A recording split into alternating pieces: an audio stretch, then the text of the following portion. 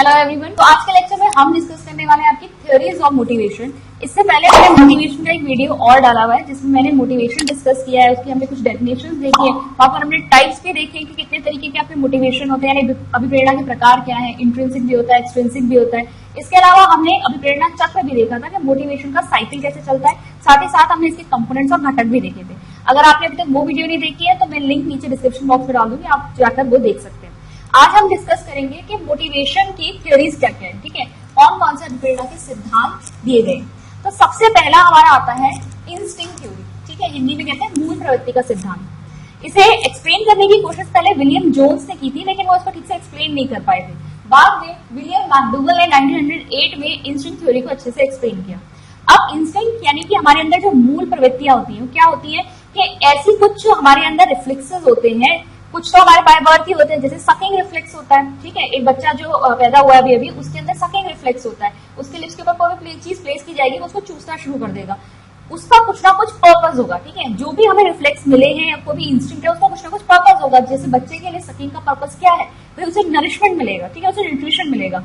इसी तरीके से हमारे अंदर बहुत सारी बेसिक इंस्टिंक्ट्स होती है और जो भी एक्शंस हम करते हैं, जो भी हमारा अभिप्रेत व्यवहार दिखाई देता है वो एक इंस्टिंक्ट की वजह से ही दिखाई देता है। यानी हमारे व्यवहार के लिए उसे अभिप्रेत करने के लिए कौन जिम्मेदार है, हमारी मूल प्रवृत्तियां या हमारी बेसिक इंस्टिंक्ट। मैकडूगल ने टोटल 14 बेसिक इंस्टिंक्ट दिए, ठीक है। इन्होंने कहा था हर इंडिविजुअल के पास जो है कुछ बेसिक इंस्टिंक्ट है और हर इंस्टिंक्ट के साथ एक स्पेसिफिक इमोशन जुड़ा हुआ है, ठीक है, एक कोई ना कोई उसके साथ क्या है, भाव जुड़ा हुआ है। और इसको उन्होंने क्या कहा था, इसको स्पेशल टर्म दिया साइकोफिजिकल डिस्पोजिशन, मनोशारीरिक उपद्रव बोला था इन्होंने।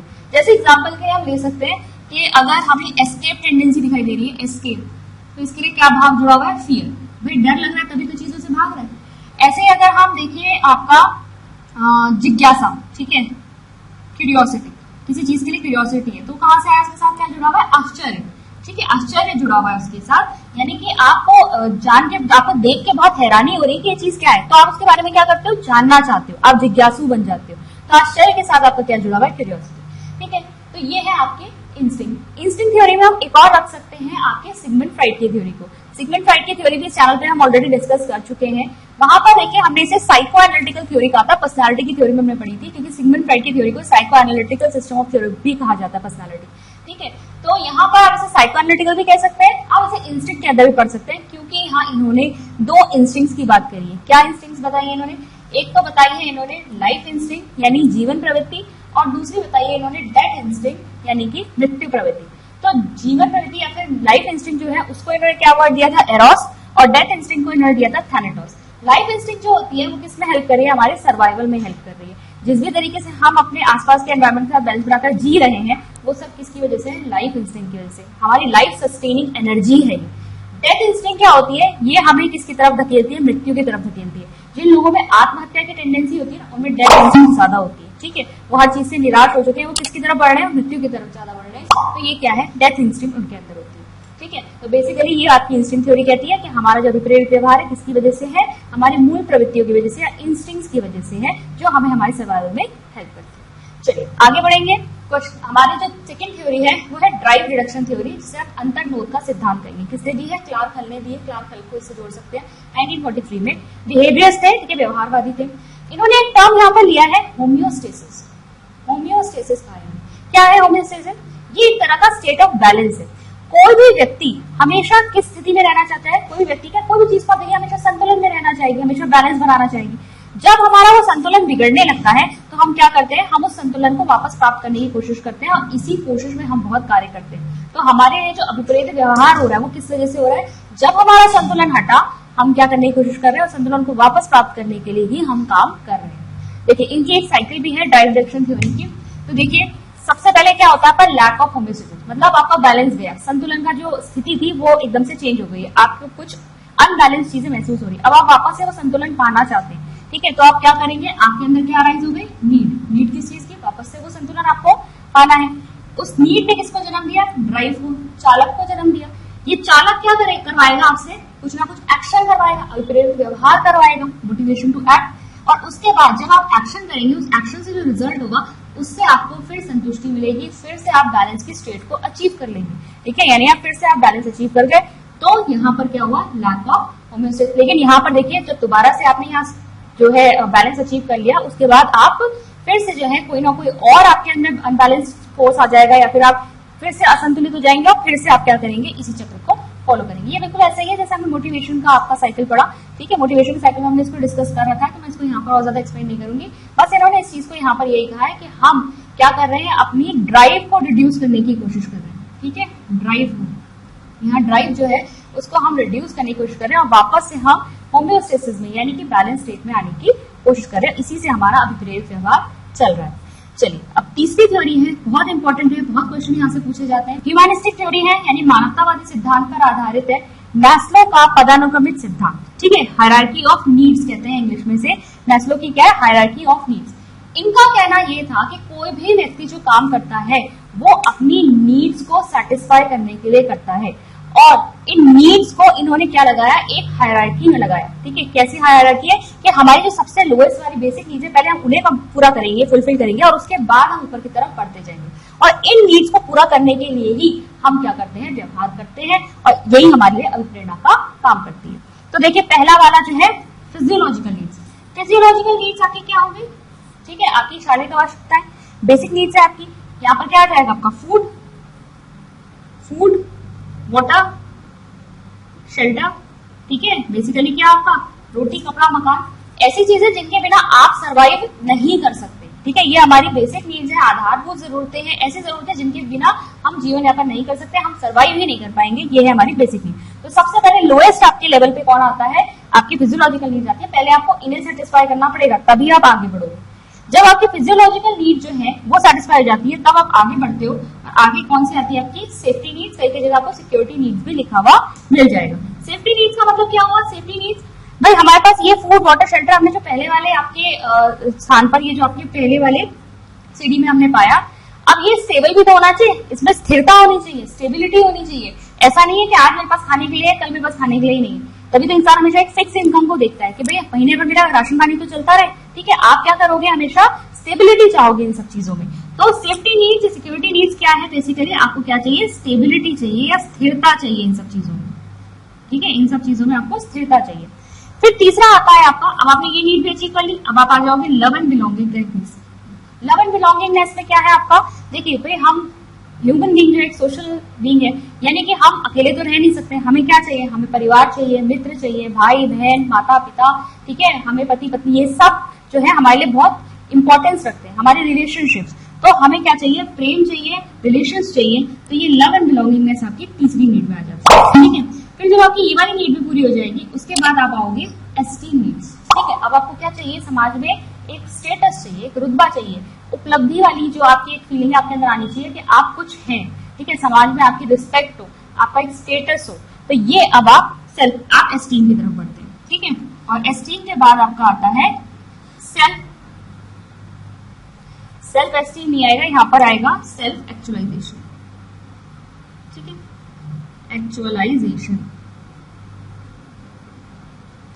सेल्फ एक्चुअलाइजेशन में क्या है, आत्मज्ञान।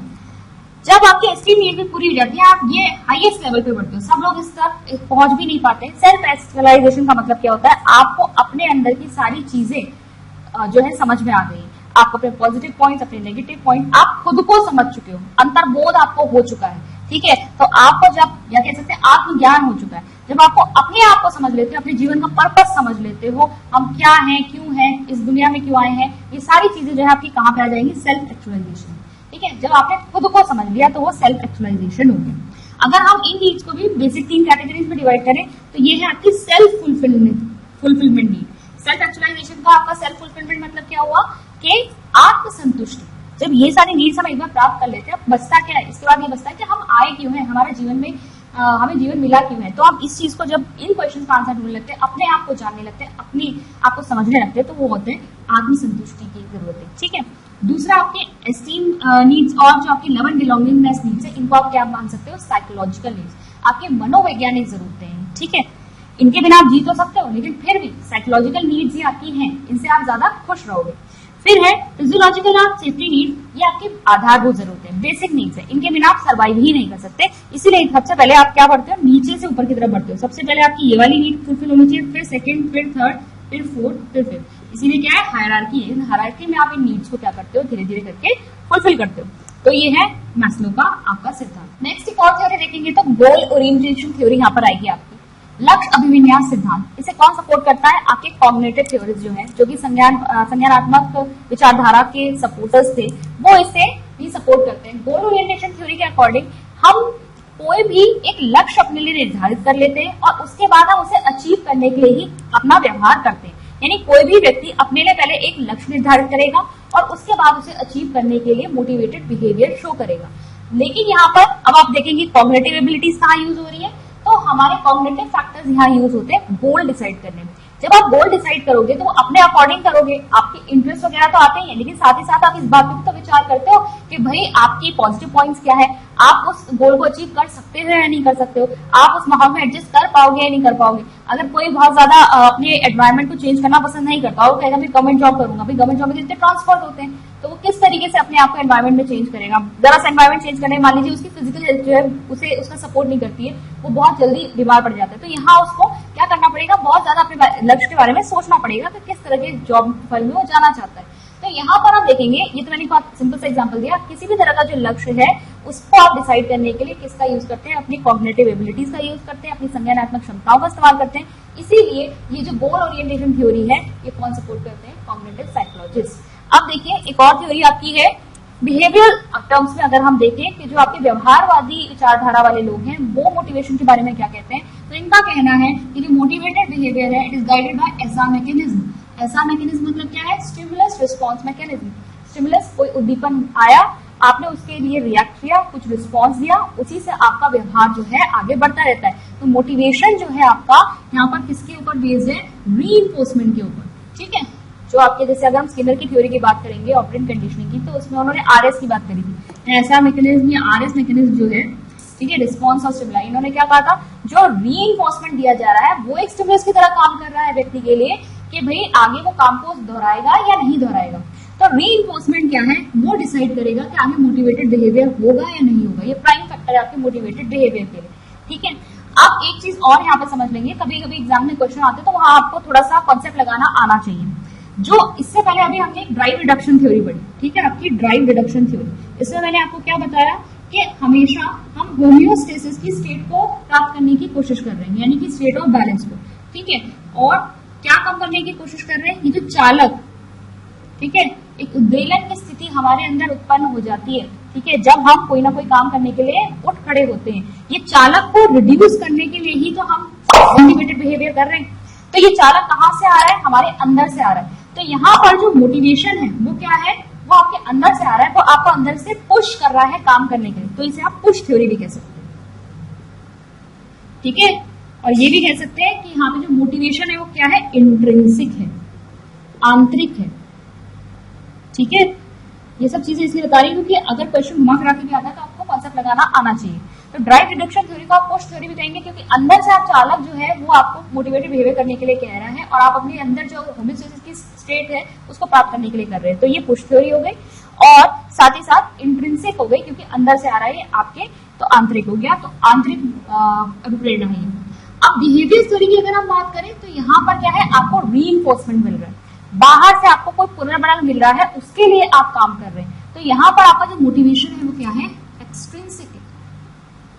और आप इसे किस थ्योरी के रूप में देख सकते हैं, पुल, बाहर से आपको कोई चीज अपनी ओर खींच रही, पुल है। ठीक है, तो ये आप पुल के रूप में भी देख सकते हैं। वैसे तो इसे तो पुश थ्योरी शायद कहते ही है, ठीक है, लेकिन यहाँ पर पुल जो है आप इसको एक फोर्स की तरह समझ सकते हैं कि यहाँ पर अंदर से आपको कोई चीज पुश कर रही है मोटिवेटेड बिहेवियर करने के लिए, जबकि यहाँ पर क्या बाहर से कोई चीज आपको दी जा रही है जो आपको अपनी तरफ खींच रही है और तब आप उसके प्रति मोटिवेटेड बिहेवियर कर रहे हैं। ठीक है, और यहाँ पर आपको मोटिवेशन किस टाइप का हो गया, एक्सट्रिंसिक। ठीक है, बाहर है क्योंकि बाहर से आपको रीइंफोर्समेंट दिया जा रहा है, तब आप ये काम कर रहे हैं या आप अभिप्रेरित व्यवहार दिखा रहे हैं। तो ये है मोटिवेशन की थ्योरीज। आई होप आपको क्लियर हुई होंगी। मैं मिलती हूँ आपसे नेक्स्ट वीडियो में। Thank you.